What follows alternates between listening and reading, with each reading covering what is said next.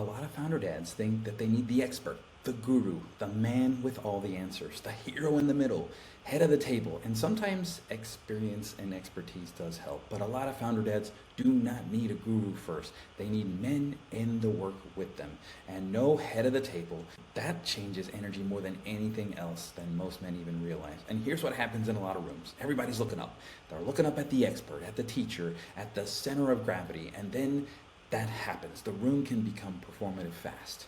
Men consume, men impress, men stay polished. Men try to sound sharp, coachable, self-aware, evolved, but they do not always tell the truth. And that is the problem. The guru model can accidentally create performance. Men want to look like the kind of man who already gets it. They have it all together. They want to sound like they are further along than they really are. They want to protect the image in front of the room. And the second image becomes central, the honesty starts to shrink. But no head of the table creates something different. It creates pure truth, humility, equality, honesty, less image management. Because now the standard is not impressing the room. The standard is telling the truth in front of men who are actively doing the exact same thing. And this is why this matters so much for founder dads. They already live in hierarchy all day long. Employees, clients, vendors, leaders, teams, markets, boards, someone above, someone below, someone selling, someone reporting. The table is different.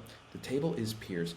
No one is above the work. No one gets to sit outside the problem. Nobody gets to play guru while everybody else performs around him. At the right table, men stop doing what they usually do in expert-centered rooms. They stop selling themselves, performing wisdom, protecting image, staying vague, trying to sound more healed than they really are. And then something better happens. Men start telling the real thing, what home feels like, what's gotten quiet, what they're still tolerating, where they're still disappearing. What are they ashamed to admit? This is where the room becomes useful. Men hear different things from men in the fire too. Other founders, other fathers, other men carrying a real business, a real marriage, real pressure, real consequences. That's the kind of truth that lands differently than polished expertise alone ever can. This is not anti-expertise. Expertise helps, frameworks helps, experience helps, guidance helps. But if the whole room is built around one elevated figure, men can stay in the consumption mode.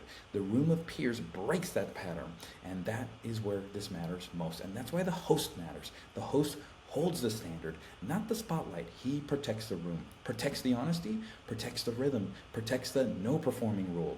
He does not become the hero. He does not sit above the work. He makes sure that the room stays built around the truth, not personality.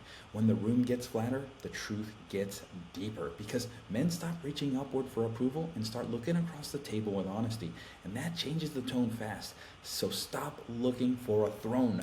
Look for a real table, a room where nobody is above the work, a room where the truth matters more than the image, a room where men are in this together. Now that is different, and it is hopeful, because it means you don't need to be performing this the whole time. You do not need to sound sharp enough, healed enough, successful enough, spiritual enough, or self-aware enough.